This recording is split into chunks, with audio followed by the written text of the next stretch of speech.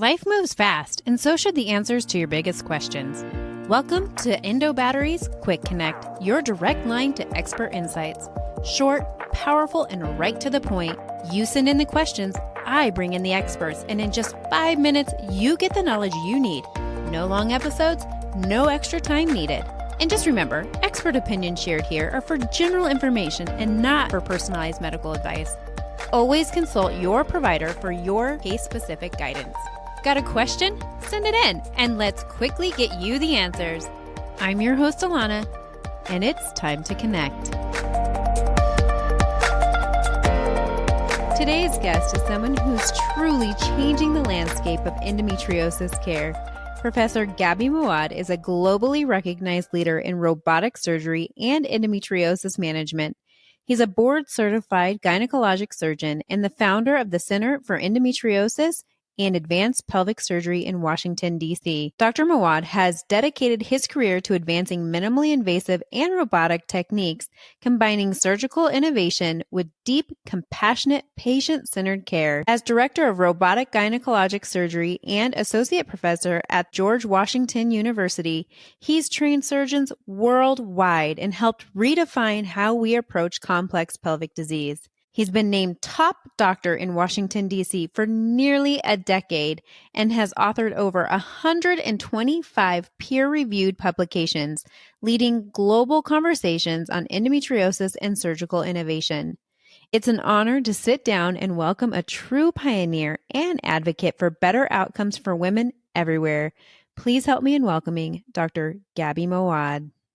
We've talked about it being a whole lifelong journey. And going back to the lymphatic pathways, if those are involved, does this change how we think about reoccurrence? Oh, reoccurrence is like, you get me started on the most complex topic. Recurrence is a very complex issue. Recurrence is extremely poorly understood. Because when we do research on endometriosis, we do research on endometriosis as a whole. We don't have any subtypes of the disease. We don't have any yet well-established understanding of the phenotypes of the disease. How does the disease expresses? How is it?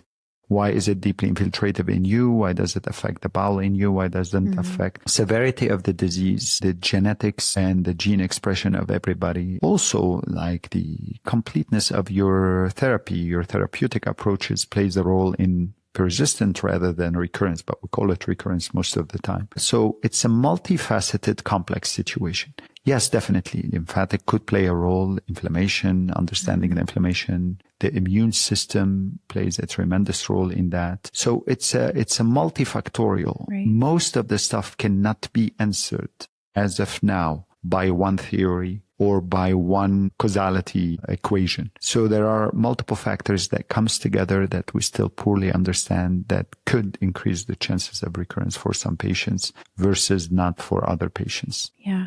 It's, and I think that we oversimplify it sometimes in saying, if you just get the right treatment, if you just get the right surgeon, then you won't have any reoccurrence. And that's just not true. We're too complex for that. No, it's, there are multiple interventions that we can do. But the most important thing is trying to educate the patient. Because patients, when we talk about recurrence, patient understand there is no cure for this disease. And patient understand there is a chance of recurrence. But trying to help improving the quality of life and minimizing the unnecessary surgery is a goal that could help tremendously impact their quality of life.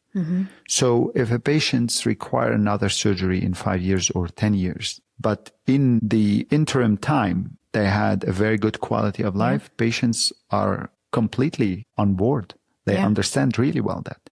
But if a patient has to do surgery every 6 months, and most of them are unnecessary or emanates from the poor understanding of the disease or poor implementing of long-term therapeutic or approaches, this will lead to a lot of frustration, and this will lead to a lot of changing doctors. And so the most important thing we can do as a healthcare provider, advocacy group, is to try to educate the patients about the real reality of the disease. Yes.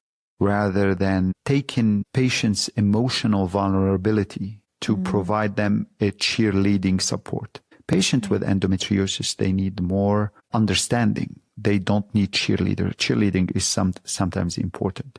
But simplifying endometriosis to go girl, be strong, that kind of approach, which is, I agree, it's important to lift up people sometimes. Right.